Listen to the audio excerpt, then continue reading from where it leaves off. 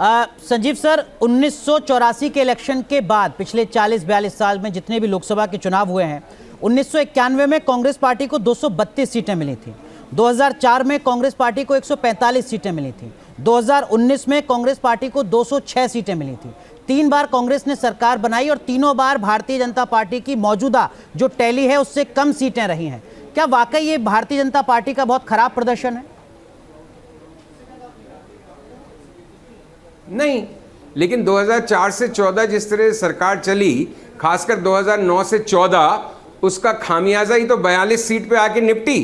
क्योंकि जब आप गठबंधन सरकार चलाते हो तो आप कई जनों से दबना पड़ता है, एडजस्ट करना पड़ता है, कई बार अपनी मनमर्जी के खिलाफ बातें माननी पड़ती हैं, तो वो गठबंधन की प्रॉब्लम होती है। नरसिम्हा राव ने सरकार चलाई, वो करीब करीब वही नंबर था जो आज मोदी जी का आया है, 236 और 240 जी ना।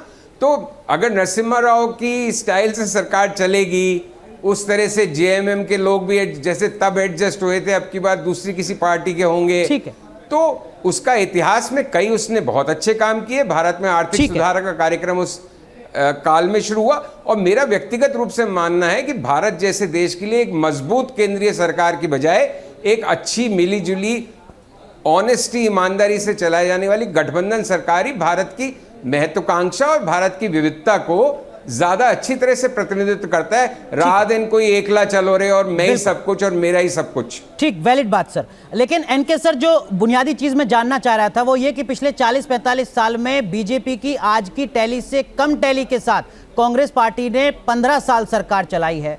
क्या वाकई वो बेहतर प्रदर्शन हो सकता है कांग्रेस का? और क्या वाकई उसके आधार पर भी कांग्रेस के नेता ये कह सकते हैं कि देखिए साहब, मोदी फैक्टर फेल हो गया, बीजेपी तो हार गई, यहां पर 240 पर पहुंच गई?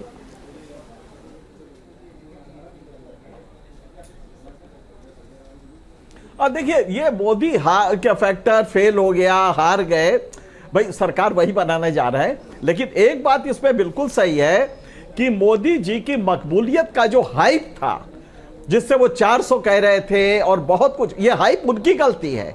उन्होंने अपने इमेज को लार्जर देन लाइफ बना लिया और डेफाई कर दिया, उन्होंने उसमें दैवीकरण कर दिया अपने इमेज का।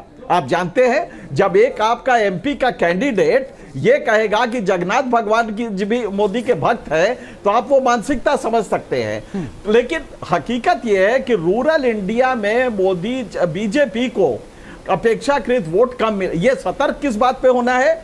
अब की बार 71 सीटें कम हुई है रूरल इंडिया में बीजेपी की। अगर टोटल आप देखेंगे तो 60-65 कम हुई है, लेकिन रूरल इंडिया में 71 इंपॉर्टेंट कहना चाहता हूं, मतलब कि हर 5 जो बीजेपी के कैंडिडेट थे उसमें जी संजीव सर, संक्षेप में सर, वक्त मेरे पास थोड़ा कम है। संजीव सर, संजीव बोल रहे हैं। संजीव जी बोलिए। मैं बस ये कहना चाह रहा था कि जो एनके साहब जिस हाइप का जिक्र कर रहे हैं 400 पार की, उसके लिए सिर्फ मोदी जी पे दोष नहीं दिया जा सकता, उसके लिए पूरा मीडिया दोषी है, मेन स्ट्रीम। उस सब ने उस हाइप को ऐसे एम्पलीफाई किया कि मोदी जी ने तो एक बार कहा, मीडिया ने रोज उस बात पे घुंघरू बांध के नाचे। तो वो एम्पलीफिकेशन जो हुआ, लोग शायद फिर भी भूल जाते 400 पार, लेकिन मीडिया ने भूलने ही नहीं दिया। ठीक है, आप ध्यान रखिए, आपने जिस 405 सीट 413 सीट की सरकार की बात की, राजीव गांधी की 1985 से 1989 की, उसकी उस सरकार की 1987 से 1989 तक जो रोज मीडिया में धज्जियां उड़ती थी, रोज छिछालेदार होती थी, वीपी सिंह की वजह से, इसकी वजह से, ये मुद्दा, वो किस्सा बोफोर्स का जो आज तक प्रूव नहीं हुआ। मीडिया ने जैसा स्तुति गान इस बार किया, वो मीडिया को भी समझ में आ जाना चाहिए। संजीव सर, मुझे लगता है कि मीडिया की भूमिका पर अलग से चर्चा करेंगे सर, जरूर, अगर मुमकिन हुआ तो। विषयांतर नहीं होते हैं, आज मैं माफी चाहूंगा आपसे। लेकिन गोपाल जी, जो बात संजीव जी कह रहे हैं, जो बात संजीव सर कह रहे हैं, उसका भाव ये है, मैं फिर से अपनी बात कहना चाहता हूं। G NK sir complete. Rural India में मोदी को बड़ा नुकसान हुआ है, ये बात मोदी को देखनी पड़ेगी। अर्बन इंडिया में हर 3 कैंडिडेट में 2 जीते हैं, लेकिन रूरल इंडिया में इस बार मोदी के 5 में सिर्फ 2 जीते हैं। तो रूरल इंडिया का जो डिस्ट्रेस है, जो रूरल डिस्ट्रेस है, उसको मोदी को ध्यान देना पड़ेगा। मेरे ख्याल से गोपाल जी भी इससे इत्तेफाक करेंगे और संजीव भी करेंगे। गोपाल जी, बहुत संक्षेप में सर। देखिए, मैं तो ये कहना चाहता हूँ कि ये जो जिस तरह की नैरेटिव और चर्चा की अभी कोशिश की जा रही है सब जगह, वो बिल्कुल गलत है। आप देखिए, उड़ीसा में हम एक दो नए स्टेट्स में सरकार बन रही है हमारी। उड़ीसा में, आंध्र प्रदेश में, तेलंगाना आपने बताया डबल हो गया, तमिलनाडु तेजी से आगे बढ़ रहे हैं, केरला में खाता खुल गया है, और कई सारे स्टेट्स, मध्य प्रदेश, राजस्थान में थोड़ी कमी हुई है, गुजरात, छत्तीसगढ़, इन सब स्टेट्स में हम लोगों ने, दिल्ली, इन सब में पूरा 100% है। तो देखिए, इतने वर्ष के बाद कुछ चीजें होती हैं, उनको एनालिसिस किया जाएगा, लेकिन सरकार हम मजबूती से बना रहे हैं, जनता का भी पूरी तरह से साथ है, और उसको, उस चीज को, उस नैरेटिव को, लेकिन शुभ्रांश राय साहब, देश की सबसे पुरानी पॉलिटिकल पार्टी, अगर सत्ताधारी पार्टी कोई इस नतीजे से कोई सीख नहीं लेना चाहती तो उगालते हुए रहें। बहुत संक्षेप में, अगर देश की सबसे पुरानी पॉलिटिकल पार्टी तीसरी टर्म में 100 का आंकड़ा पार नहीं कर पा रही है, तो ये भी तो मोदी फैक्टर की वजह से हो रहा है ना।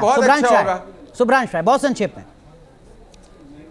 अनुराग, ये कलम है, कल मेरे किसी पत्रकार साथी ने मुझे कांग्रेस हेडक्वार्टर पे दिया था। मैंने कहा चलो ये तुम्हारी कलम आजाद हो गई इस रिजल्ट के बाद, कम से कम आप खुल के बोल सकते हो, लिख सकते हो। आज अब आपको प्लीज अब आपको किसी जोशी जी के मार्गदर्शन की जरूरत है। एक दूसरी इंपॉर्टेंट बात, गोपाल जी ने कई सारे राज्यों का नाम लिया, ये नहीं बताया कि गुजरात जैसा इनका अवैध किला ढहने लगा, उसमें छेद हो गया।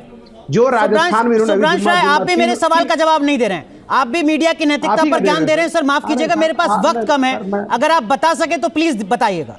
मैं मीडिया पर विस्तार से चर्चा कर सकता हूं खुलकर, मैं कर नहीं रहा हूं क्योंकि विषयांतर हो जाएगा। शुभ्रांश, सवाल का जवाब गोपाल जी प्लीज, गोपाल जी नहीं प्लीज, केवल शुभ्रांश राय, केवल शुभ्रांश राय। सुनिए, ये आप ही और आपके बहुत सारे साथियों ने इसी एग्जिट पोल के दिन नकार दिया था हमारे वजूद को और हमारे वर्चस्व को। देखिए, कांग्रेस एक सोच का नाम है, हम एक लोकतंत्र की परिभाषा है।